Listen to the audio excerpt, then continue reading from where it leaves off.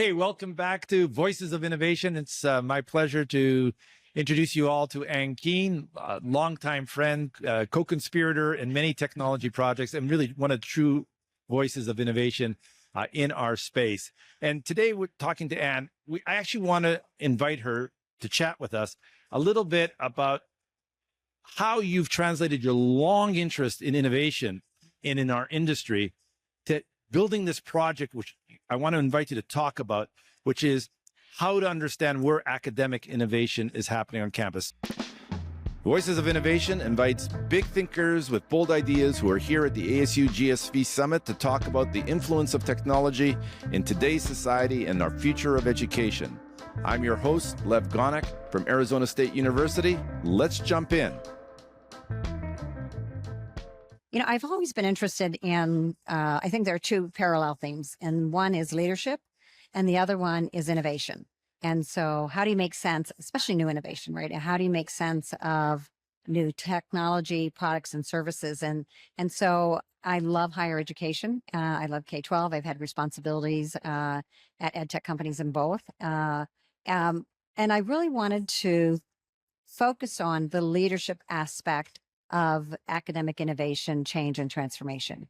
Because everyone talks about the innovation, but they don't talk about the capacity to lead innovation at institutions. And why in principle is that a hard problem to solve for? I mean, what is it about us as an industry where you might think, looking at any other industry, that there are paths into leadership, and if you're into the academic world and you're an innovator, then there would be an obvious path. Is it because we just don't have a practice in it? Is it because once you've got one insight on how one university deals with innovation, you basically just got one insight on one university and we all do it differently?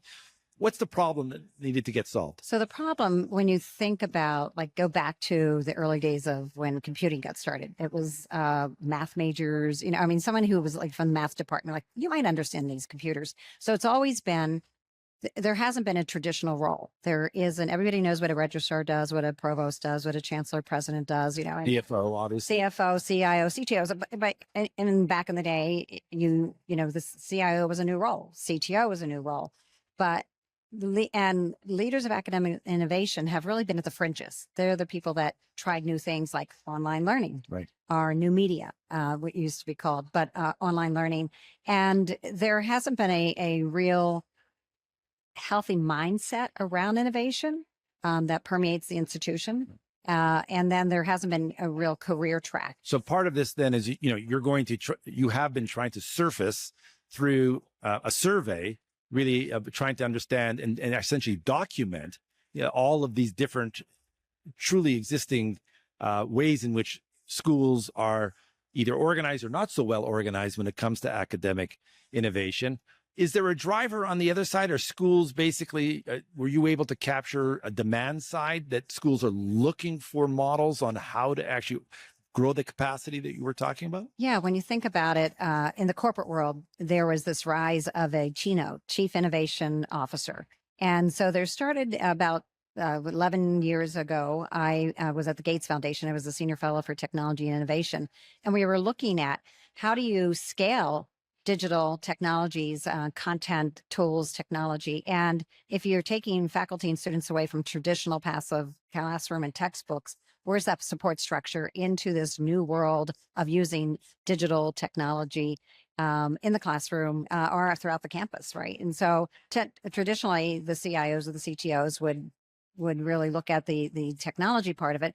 But when it came to really deploying it in an academic setting, that's a whole nother game. Right. And so there's governance issues. There's all kinds of issues. There's, you know, the battle between online versus on campus. And so when you're trying to really think about where does that experimentation lie? Who's going to run with it? And we started to see, when I was at the Gates Foundation, we started seeing centers like at the University System of Maryland. MJ Bishop was the first system level center of academic innovation. And at Michigan, there was James Devani. He had a center of academic innovation. So these were early models. Early models. Randy Bass at Georgetown. Right. And so there were early models. And so I had a grant, I gave a grant to get these folks together and say, what's going on here? Are you, you know, and how, what's this like? And they've never been in the same room before. I think you were at that. I was at were actually there. at that meeting. And then there was no data. Like what are these centers or centers of teaching and learning? We also looked at those, and they were evolving. Some were not, and some were evolving, Right. like Candles at Georgetown. And we said, okay, let's do a survey. Let's see what they're focused on. How are they staffed? What are their budgets? Who they report to? And that was 11 years. That was in 2014. So 10 years later, you decide to do it again. Exactly, Right. post-COVID, because I was the global education lead for Zoom during COVID. Wow. And I had a bird's eye view of looking at how institutions around the world were adapting to all of a sudden full online learning. And those that With or without the leadership that you were talking about. exactly, Right. but what I did notice is that those with leadership in place fared better. Right. And you know, the titles are all over the place. We have chief online learning officers, colos now they call it. Right. Right. And so it's like, okay, well, it's time for another survey. So I reached out, put an advisory board together, and thank you for serving on the advisory board. Happy to do so. And putting together a team of people that actually are doing the work, leaders that are doing the work, and we designed the survey. And so we have some longitudinal data now. Right. So let's talk a little bit about sort of the framing from first time one to time two, as we say in quantitative analysis. What has changed from that initial survey that you did when you were at the Gates Foundation just over a decade ago to the current moment? What were you able to sort of track in terms of either the maturity of the interest of institutions, or in the capacity building, or in the questions that, you know, academic innovators who were either designated by their presidents, provosts, or chancellors, wherever that came from? What has changed in the 10 years? Well, there were 72 questions. Okay. All right. All right. So we got at, we asked about the staffing. So staff has gone from an average from 6 to 34. So in other words, that's a really important sense that institutions have seen seen how important this is, and are investing the most precious thing they have, which is in building people. Exactly. Building capacity, right? A culture of innovation. Right. And then the budget's going from $500,000 to, 4.5 million. Wow. And it was across, and those budgets aren't available to all different types of institutions, but we did get responses from all different types of institutions. I think the other thing too is looking at priorities. The one constant has been focusing still on faculty engagement and helping look at course design and course redesign. And then certainly, was that a surprise to, I mean, I'll let you say what other things you found different or the same, but were you surprised that in some ways what has stayed the same is, the upskilling and or the engagement with faculty to how to either use creative pedagogy or creative use of technology to advance pedagogy? Was that surprising to you and the team that did the analysis, or was that, well, we pretty much expect, that was our hypothesis, that that's still one of the biggest challenges that are out there? right. So it was not a surprise, because prior to COVID, there was still great resistance. Right. The outliers were those that were doing online learning and experimenting, like Ed Plus got started, right, and became its own entity at ASU.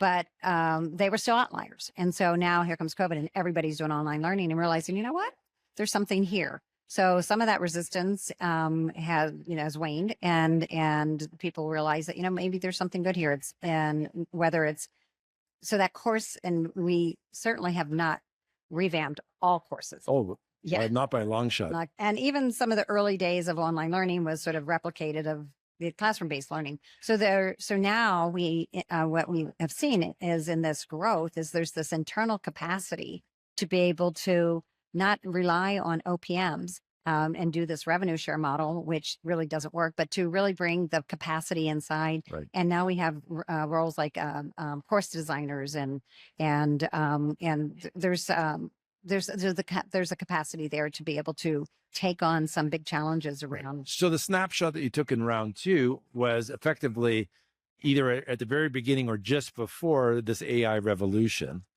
And I don't want to leave the research instrument that you use, but were you detecting even in this instrument that disruption or people trying to sort of noodle their way through, try to think through, COVID was one disruption.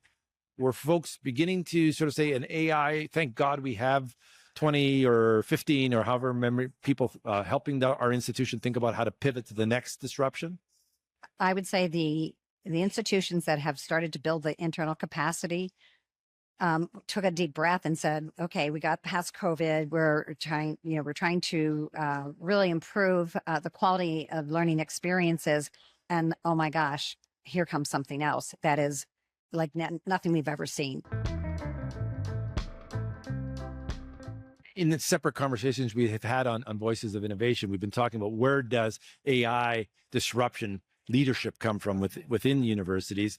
And the truth is, I don't think, as I reflect back, that anyone has actually raised the question or raised it, that it's actually happening centered in our academic innovation capacity. There's always been a seat at the table for folks working on academic innovations, but we've seen it, variations on it being driven out of the provost office, driven out of the president's office. Sometimes the CIO gets an opportunity to essentially become the steward or the orchestrator of the university environment. Do you expect, the centers of excellence that you've basically been able to identify and are part of the ecosystem that I know you're continuing to work with?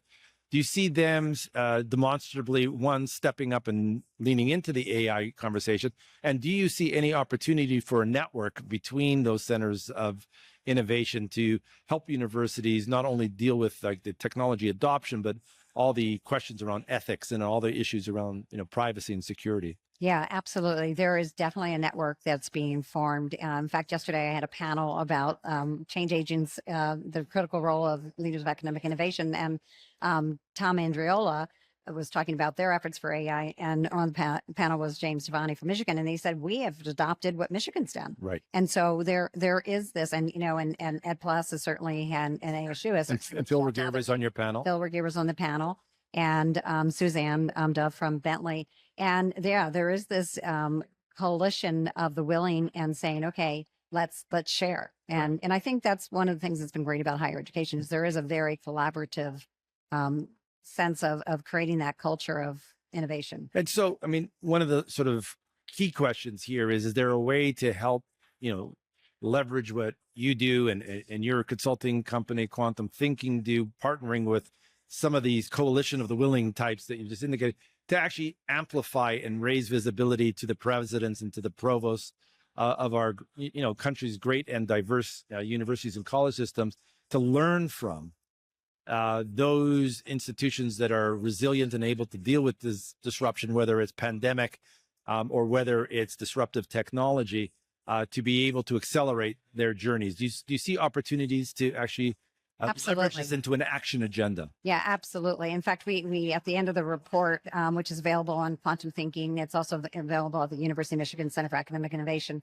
You can get the infograph, you can get the summary, you can get the full 154-page report. But what it's doing is we are just at the early stages of disseminating the results and looking at how do we parse it out to make it really actionable and meaningful. And it's shining the light.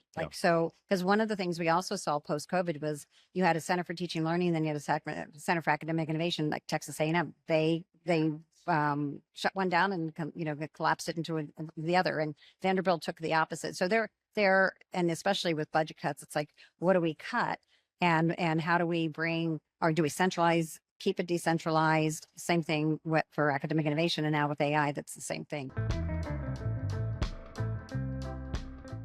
I know because we've spent a lot of time together at ASU+GSV, and truth be told, in other settings over the years, that it's really an opportunity for you to look in the crystal ball and say to us, listen, if our hypotheses are right about how academic innovation centers can help build capacity for leaders at this moment, next year when we get together here at ASU+GSV, what are going to be some of the key indicators to actually show that we're actually maturing and moving the dial in a way that actually advances that capacity building, which is at the heart of your work? Right. So capacity building really has a lot to do with talent, right? So there's a huge drive for talent.